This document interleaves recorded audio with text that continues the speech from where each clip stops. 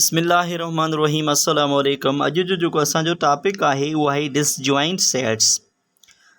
Disjoint sets जी definition असां सभ खां पहिरियां पढ़ंदासीं। उन में चए थो त two sets A and B are called disjoint sets if they have no element common. हिन जो मक़सदु इहो आहे त जेकॾहिं असांखे ॿ सेट आहिनि ऐं उन्हनि में को बि एलिमेंट कॉमन न आहे, कॉमन जो मक़सदु आहे सेम, ठीकु आहे, त उन्हनि सेटनि खे असीं चवंदासीं उहे डिसजॉइंट सेट्स थींदा हिक ॿिए जा। सपोज़ कयो ए सेट आहे, उन जा एलिमेंट्स आहिनि 1 2 3।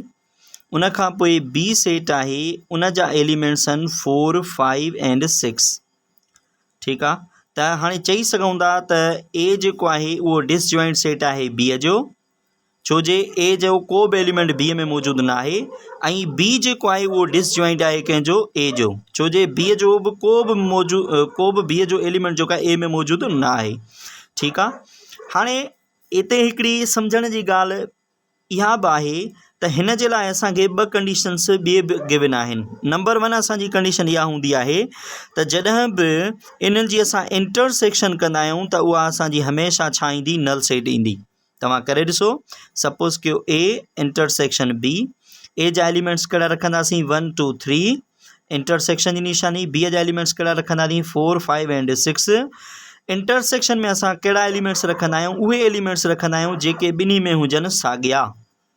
कहिड़ा रखंदा आहियूं, जेके ॿिन्ही में हुजनि साॻिया। हाणे ए ऐं बीअ में को एलिमेंट साॻियो आहे न, याने लिखंदासीं नल सेट। नल सेट खे हीअं बि लिखिबो आहे या वरी हीअं फाइ सां लिखिबो आहे, हीअं बि लिखी सघो था या वरी हीअं लिखी सघो था, ठीकु आहे। अच्छा, ॿी कंडीशन इहा आहे त जॾहिं बि इन्हनि ॿिन्ही सेटनि जी असां यूनियन कंदासीं त असांजो जवाबु यूनिवर्सल सेट ईंदो। हीअ सम्झण जी पॉइंट आहे, इनखे सम्झिजो। जवाबु असांजो छा ईंदो, यूनिवर्सल सेट।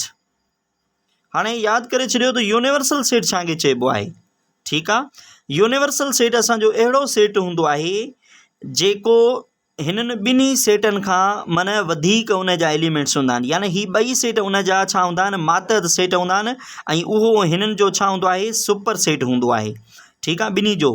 हाणे कीअं, सपोज़ कयो ए जा असांजा एलिमेंट्स जेके आहिनि उहे असांजा कहिड़ा आहिनि 1 2 3 आहिनि, ऐं बीअ जा असांजा एलिमेंट्स कहिड़ा आहिनि, बीअ जा एलिमेंट्स आहिनि 4 5 ऐं 6। त हाणे हिननि ॿिन्ही जो जेको यूनिवर्सल सेट असांजो थींदो उहो थींदो माना ही ॿई सेट हुन में मौजूदु हूंदा, याने ए सेट मौजूदु हूंदो, टई एलिमेंट हूंदा ऐं बीअ जा बि हूंदा, याने 4 5 ऐं 6, सही आहे। हीअ असांजो यूनिवर्सल सेट आहे। हाणे करे ॾिसूं असां यूनियन, त वाक़ई असांजो हीउ जवाबु अचे थो। ॾिसो, हिते असां लिखंदासीं ए यूनियन बी। सभ खां पहिरियां ए जा मेंबर कहिड़ा आहिनि असांजा 1 2 3 यूनियन कंदासीं। बीअ जा मेंबर कहिड़ा आहिनि असांजा 4 5 ऐं 6। हाणे असां यूनियन कंदासीं। यूनियन जो मक़सदु छा हूंदो आहे त ॿिन्ही सेटनि जा मेंबर रखो पर तरतीब सां रखो, ठीकु आहे। पहिरियां रखंदासीं 1, पोइ 2, पोइ 3, पोइ तरतीब कहिड़ी आहे 4, पोइ वरी 5, पोइ कहिड़ी आहे 6। त वाक़ई जेको आहे ॾिसो हीउ जवाबु असांजो हिन में आयो आहे, हा वाक़ई आयो आहे।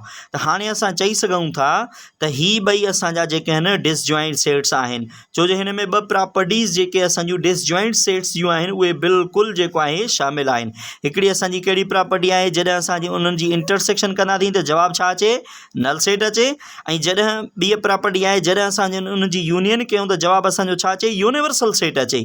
त असां उनखे चई सघूं था त इहे असांजा कहिड़ा सेट्स आहिनि, डिसजॉइंट सेट्स आहिनि।